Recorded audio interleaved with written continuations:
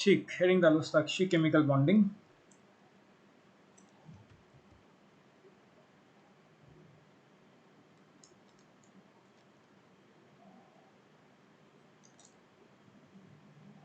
जी chemical bond होता क्या है साक्षी? सर अट्रैक्टिव फोर्सेस जो एटम्स को होल्ड करके रखती हैं। बिल्कुल। तो केमिकल बॉन्डिंग क्या है? Chemical bond basically these are the attractive forces these are the attractive forces which holds the atom in a molecule together.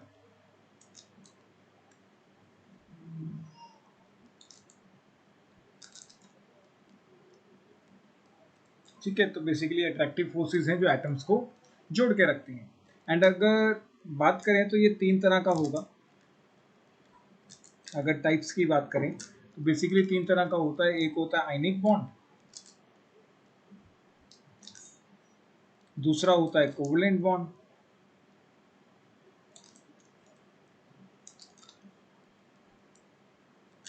And जो लास्ट है वो थर्ड रहेगा अपने पास कोऑर्डिनेट।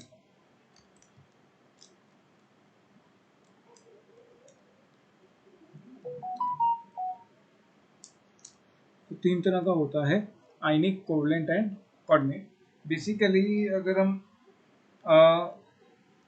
आयनिक की बात करें तो आयनिक बॉन्ड नाम की कोई चीज़ नहीं है, एक तरह से आयनिक फोर्सेस होती हैं,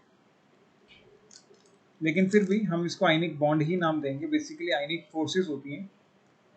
and covalent bond and coordinate bond तो होता है, ठीक है। तो आयनिक बॉन्ड है, नॉट फोर्सेस। आयनिक फोर्सेस हैं, नॉट बॉन्ड, ठीक। सर बॉन्ड और फोर्स में डिफरेंस क्या होगा, मतलब आयनिक बॉन्ड और आयनिक फोर्स? बॉन्ड एक तरह का हमने कहा ना कि they are the attractive forces. Bond क्या होता है? डायरेक्शनल होता है, मतलब एक शेप दे देता है। जैसे जैसे जैसे जैसे हम मीथेन के बीच बॉन्ड्स बनाते हैं,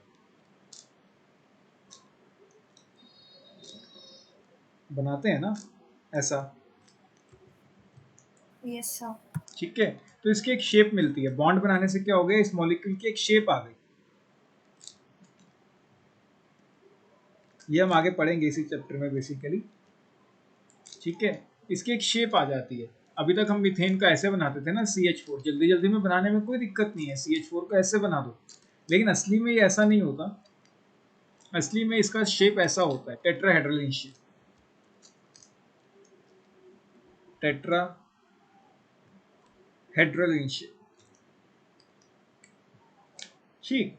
तो जब जब बॉन्ड्स की बात आएगी ना, अगर बॉन्ड असली में बन रहा है तो उस मॉलिक्यूल की एक शेप आएगी, कोई ना कोई एक फिक्स शेप होगी। आयनिक कंपाउंड्स की कोई शेप नहीं होती है, क्योंकि उनके बीच कोई बॉन्ड नहीं होता। उनके बीच सिर्फ और सिर्फ क्या होती हैं? फोर्सेस होती हैं। बॉन्ड है एक तरह का फोर्स, लेकिन अगर बॉन्ड बन जाता है तो उसमें एक तरह से डायरेक्शनल नेचर आ जाता है। डायरेक्शन मतलब वो एक डायरेक्शन में ओरिएंट हो जाता है। एंड अगर वो एक डायरेक्शन में ओरिएंट हो जाए कभी भी, तो वो एक शेप प्रोवाइड करेगा मॉलिक्यूल को। आयनिक कंपाउंड्स की कोई शेप नहीं होती है, ठीक है। बेसिकली अगर हम आयनिक कंपाउंड्स की बात करें, ये पूरा इन चैप्टर डिटेल में है। अगर हम आयनिक कंपाउंड्स की बात करें तो उसमें कोई शेप नहीं होती, ठीक है। एंड कोवलेंट और कोऑर्डिनेट की जब जब हम बात करेंगे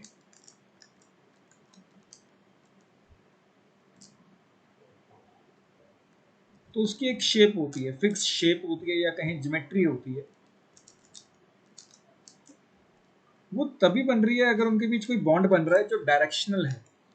आयनिक बॉन्ड्स डायरेक्शनल नहीं होते। बेसिकली आयनिक बॉन्ड होता ही नहीं है, आयनिक फोर्सेस होती हैं, ठीक। Yes sir. तो ये छोटा सा इंट्रोडक्शन। अभी तो हम पूरा चैप्टर डिटेल में करेंगे एक तरह से। And these are the attractive forces which holds the atoms in a molecule together. Types की बात करें तो आयनिक, कोवलेंट एंड कोऑर्डिनेट, तीन तरह की फोर्सेस हैं, तीन तरह के बॉन्ड्स हैं। Ionic forces, covalent bond and coordinate. कोई भी स्पीशी बॉन्ड क्यों बनाएगा? रीजन क्या है बॉन्ड बनाने का? एक एटम को बॉन्ड बनाने की जरूरत ही क्या है?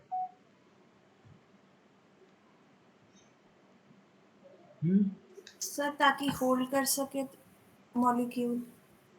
नहीं, मॉलिक्यूल बनाने की जरूरत ही क्या है? एटम अकेला क्यों नहीं रहता? मतलब कुछ एटम्स को जुड़ने की जरूरत ही क्या है? बॉन्ड क्या, एक तरह से एटम्स के बीच का फोर्स। जब एटम्स जुड़ेंगे, एटम्स को जुड़ने की जरूरत ही क्या है? एटम अकेला क्यों नहीं रहता?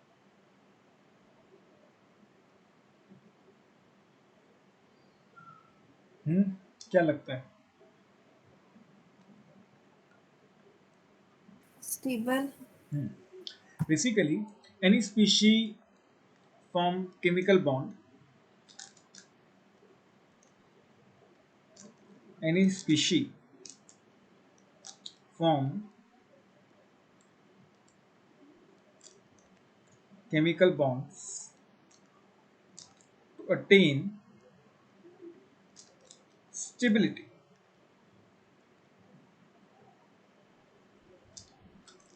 ठीक है, स्टेबल होने के लिए बॉन्ड्स बनते हैं, स्टेबल होने के लिए एटम्स कंबाइन करते हैं टू फॉर्म मॉलिक्यूल्स। बेसिकली क्या कह सकते हैं हम कि atoms combine to form molecules.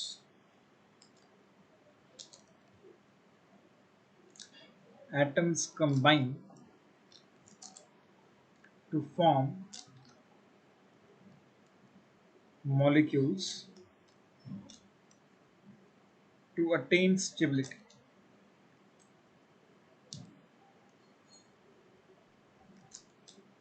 Clear? Yes sir. अब स्टेबिलिटी किस टर्म्स में, हर एक साइंटिस्ट की अपनी अपनी डेफिनेशन है कि स्टेबिलिटी किस टर्म्स में। तो सबसे पहला तो यहाँ तक नोट कर लिया पहले? नहीं सर, कर रही हूँ। आराम से नोट करो। तो स्टेबिलिटी देखो, हर एक साइंटिस्ट ने अपने अपने टर्म्स में मेजर की है। हर एक साइंटिस्ट के अपने हिसाब से स्टेबिलिटी है कि वो कब एटम स्टेबल होता है, कब स्टेबल नहीं होता है।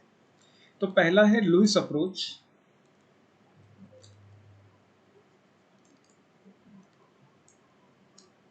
For chemical bond formation, for chemical bond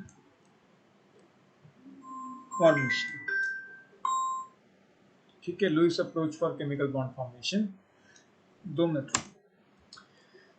चलो देखो Lewis approach for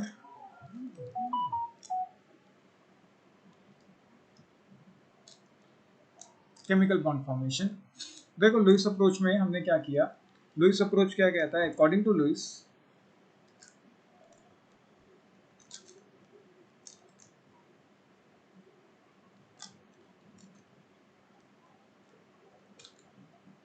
atom is considered as stable if it has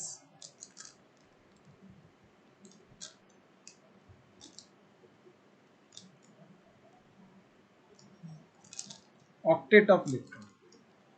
ये क्या कहता है लुईस? क्या कहता है कि भाई किसी भी एटम को हम स्टेबल कंसीडर कर सकते हैं अगर उसके पास क्या होता है? ऑक्टेट ऑफ इलेक्ट्रॉन्स होते हैं। क्लियर या नहीं?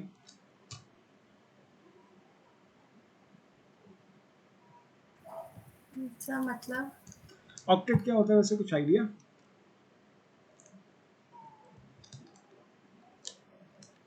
साक्षी, ऑक्टेट? ऑर्बिट। ऑक्टेट होता है basically 8 electrons in immediate surrounding, in immediate surrounding या वैलेंस शेल।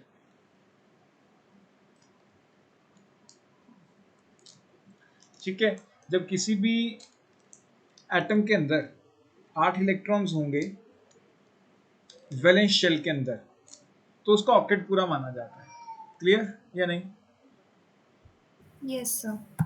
ठीक है, अगर 8 इलेक्ट्रॉन होंगे तो वो स्टेबल होगा, अदरवाइज वो स्टेबल नहीं होगा। जैसे एग्जांपल के तौर पे, एक्सेप्शंस हैं इसमें, एक्सेप्शंस तो बहुत सारी हैं, except hydrogen and helium. Hydrogen and helium follows duplet,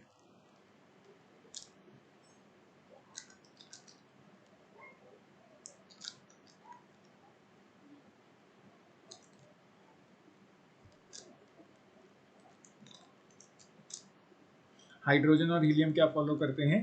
duplet rule, that is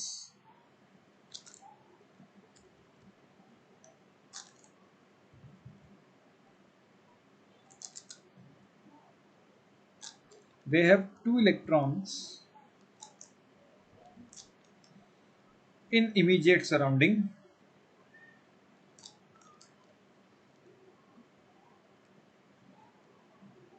and are stable. Clear या नहीं? सर ये तो वही है जो हमने 9th-10th में हाँ पढ़ा है। बिल्कुल, स्टार्टिंग तो वहीं से शुरू होगी 9th-10th वाली, एंड उसके बाद थोड़े से चेंजेस आ जाएंगे, थोड़े से क्या काफ़ी चेंजेस आ जाएंगे, लेकिन स्टार्टिंग वहीं से। ठीक, जैसे सोडियम की बात करें तो सोडियम के पास टोटल 11 इलेक्ट्रॉन्स हैं, जिसकी कॉन्फ़िगरेशन क्या हो जाएगी? अगर हम नए वाले कॉन्फ़िगरेशन के हिसाब से बात करें 1s2 2s2 2p6 3s1, तो वैलेंस शेल कौन सा होता है जिसका हाईएस्ट प्रिंसिपल क्वांटम नंबर हो? क्लियर या नहीं? Yes sir. वैलेंस शेल क्या होता है? Shell with highest principal quantum number.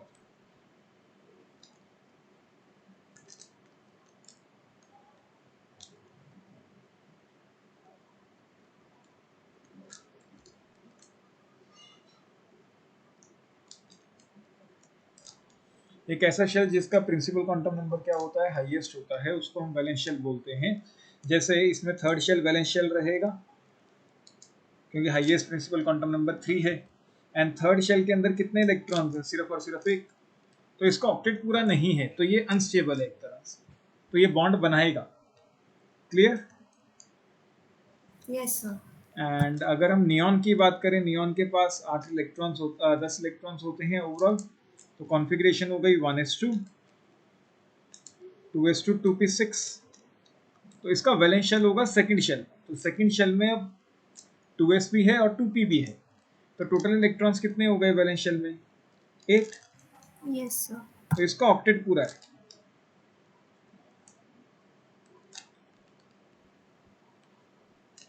कोई डाउट? No sir. ठीक, इसे नोट करो।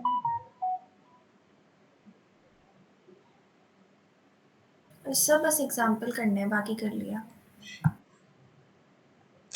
ये देखो, हेडिंग डालो, limitations to the octet rule.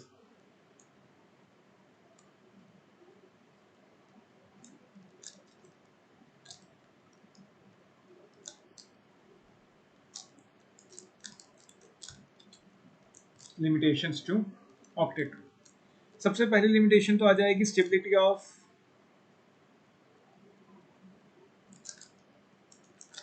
Hydrogen and helium as duplet.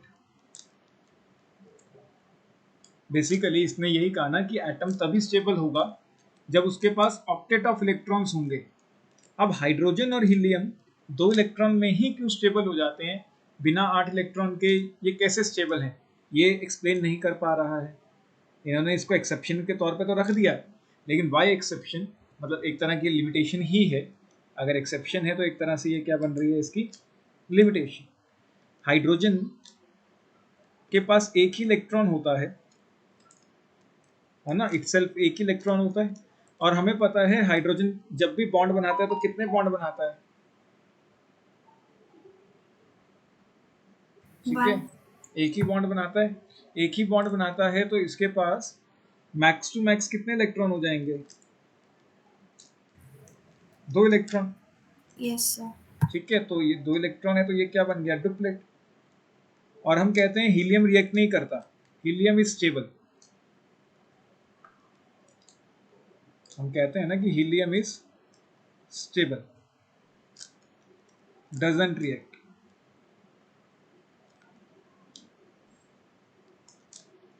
ठीक है, तो वो रिएक्ट क्यों नहीं करता? 2 ही इलेक्ट्रॉन तो है उसके पास भी, उसके पास भी तो डुप्लेट है, स्टिल स्टेबल। तो ये एक एक्सेप्शन है एक तरह से। क्लियर? कोई डाउट? No sir. एंड इसके बाद आ जाता है second exception octet deficient compounds.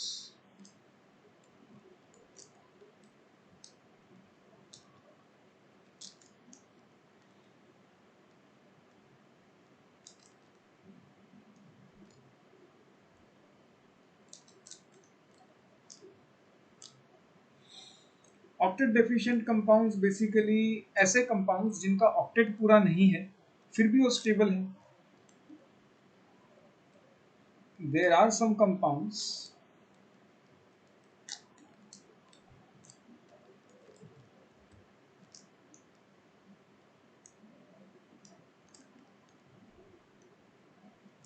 which do not have octet of electrons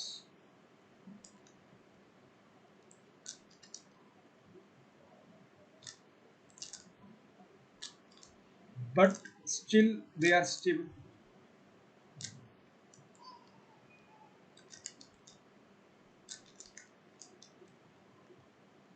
जैसे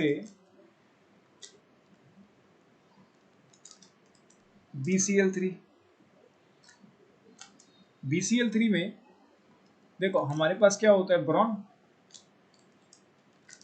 अगर हम बोरॉन की कॉन्फ़िगरेशन टोटल इलेक्ट्रॉन्स की बात करें तो टोटल इलेक्ट्रॉन्स कितने होते हैं, 5। ठीक है, यस सर। 1:2 या पुराने कॉन्फ़िगरेशन के हिसाब से ही चलते हैं क्योंकि ये सब कंसेप्ट पुराने के हिसाब से ही है। तो 2,3 तो वैलेंस इलेक्ट्रॉन्स कितने हुए, 3।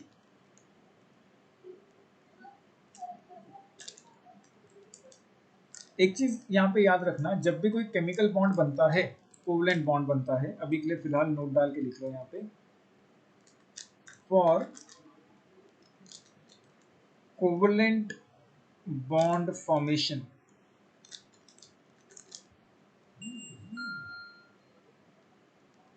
Valence electrons are used.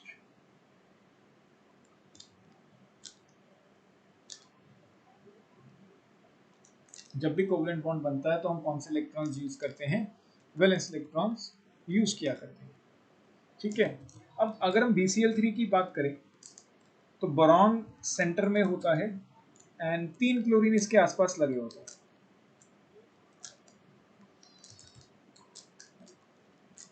अच्छा, बोरॉन ने कितने बॉन्ड्स बनाए, 3, यस सर। है ना।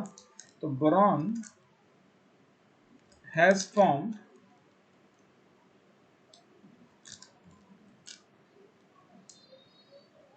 3 बॉन्ड्स।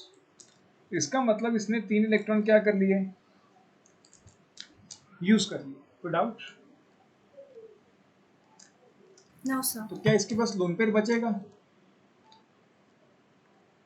क्या सर? क्या इसके पास कोई इलेक्ट्रॉन बचेंगे, लोन पेयर बचेगा कोई, नो सर। नहीं बचेगा।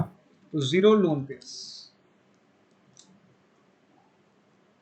क्यों? क्योंकि इसके पास वैलेंस शेल में 3 ही इलेक्ट्रॉन थे और हमने कहा कि कोवलेंट बॉन्ड बनाने के लिए हम कौन से इलेक्ट्रॉन यूज करते हैं, वैलेंस इलेक्ट्रॉन ही यूज करते हैं। हमने 3 बॉन्ड बनाए, इसका मतलब 3 इलेक्ट्रॉन हमने यूज कर लिए। अगर हमने 3 इलेक्ट्रॉन यूज कर लिए तो बचेगा तो कुछ भी नहीं। ठीक है, तो अब इसके आसपास कितने इलेक्ट्रॉन है, एक बॉन्ड में कितने इलेक्ट्रॉन आ जाते हैं, 2। तो इसके आसपास कितने इलेक्ट्रॉन हुए, 6 इलेक्ट्रॉन्स इन इमीडिएट सराउंडिंग।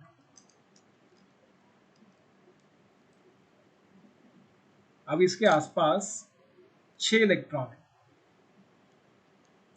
तो अभी भी ये ऑक्टेट डेफिशिएंट है।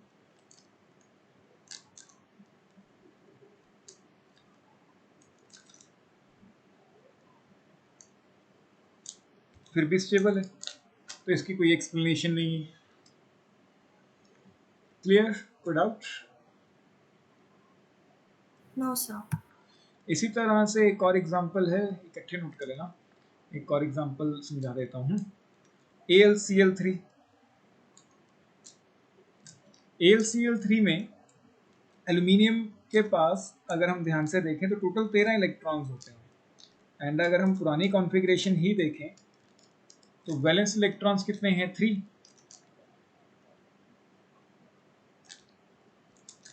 अगेन अगर हम एल्यूमिनियम क्लोराइड का स्ट्रक्चर देखते हैं, एक एल्यूमिनियम है एंड 3 क्लोरीन है। ठीक, तो एल्यूमिनियम क्लोराइड के अंदर एल्यूमिनियम के पास क्या कोई लोन पेयर बचेगा Sakshi? No sir. Lone pair तो बचेगा ही नहीं, क्योंकि 3 बॉन्ड हैं तो 3 इलेक्ट्रॉन यूज कर लिए, तो लोन पेयर तो कोई भी नहीं है। हर एक बॉन्ड में 2-2 इलेक्ट्रॉन है, तो अभी भी तो इसके आसपास 6 ही इलेक्ट्रॉन है।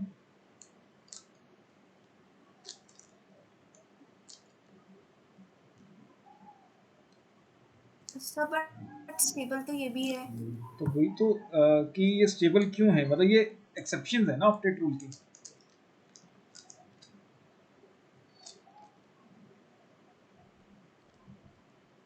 नहीं समझ आया साक्षी? यस सर, आ गया। बेसिकली लुइस ने क्या कहा कि अगर किसी भी कंपाउंड का ऑक्टेट पूरा होगा तभी वो स्टेबल होगा, अदरवाइज वो स्टेबल नहीं होगा। तो उसकी सबसे पहली एक्सेप्शन निकली डुप्लेट वाले कंपाउंड्स, हाइड्रोजन एंड हीलियम। इनका तो डुप्लेट होता है, फिर भी ये स्टेबल क्यों है? नहीं होने चाहिए उसके हिसाब से। ऑक्टेट रूल BCl3 और AlCl3 फॉलो नहीं करते, फिर भी वो स्टेबल हैं। Why so? कोई एक्सप्लेनेशन नहीं है। क्लियर? Yes sir. कहाँ से नोट करना है Sakshi? Third exception, expanded octet compounds.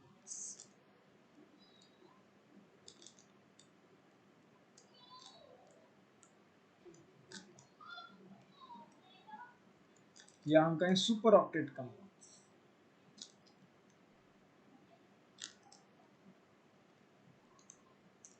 तो हमारे पास ऐसे कंपाउंड्स भी हैं, there are some compounds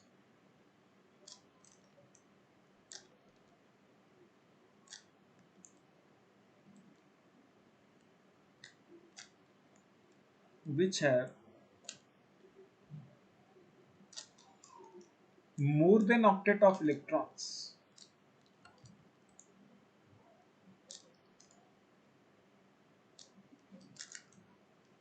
but still they are still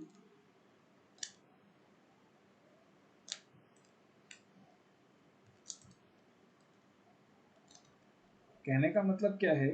Louis ने कहा था कि 8 ही इलेक्ट्रॉन होने चाहिए अगर स्टेबल होना है, लेकिन ऐसे कंपाउंड्स भी नोन है जिनके पास 8 से ज्यादा इलेक्ट्रॉन है इमीडिएट सराउंडिंग में, फिर भी वो स्टेबल है, तो वो नहीं होने चाहिए थे। जैसे PCl5। अगर हम PCl5 का स्ट्रक्चर देखते हैं, फॉस्फोरस के पास overall there are 15 electrons. Configuration देखें तो 285,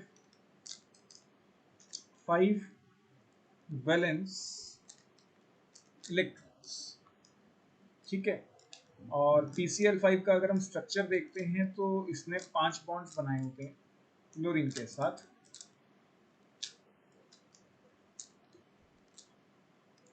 दिस इज PCl5। अच्छा, क्या साक्षी इसके पास लोन पेयर बचेगा? No sir. लोन पेयर तो नहीं बचेगा, क्योंकि 5 ही इलेक्ट्रॉन थे, पांचों के पांचों बॉन्डिंग में यूज कर लिए। अब हर एक बॉन्ड में कितने कितने इलेक्ट्रॉन आते हैं? 2-2 इलेक्ट्रॉन। तो हर एक बॉन्ड से अगर 2-2 इलेक्ट्रॉन मिल रहे हैं तो इसके आसपास तो 10 इलेक्ट्रॉन हो गए।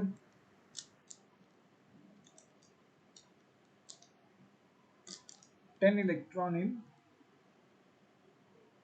इमीडिएट सराउंडिंग, तो इसे तो स्टेबल नहीं होना चाहिए। क्लियर? कोई doubt? No sir. Sakshi 2 minute hold करो। चलो आप कोई भी एक फ्लाइट बता देना जो बेस्ट रहेगी। हाँ बस आप मुझे उसमें बता देना, वो देख लेंगे। मतलब कल आप एक बार वहाँ पे भी कंफर्म कर लेना कि मंडे की क्लासेस रख लें, कोई दिक्कत तो नहीं है किसी को। एंड अगर वो कहते हैं कि हाँ मंडे को,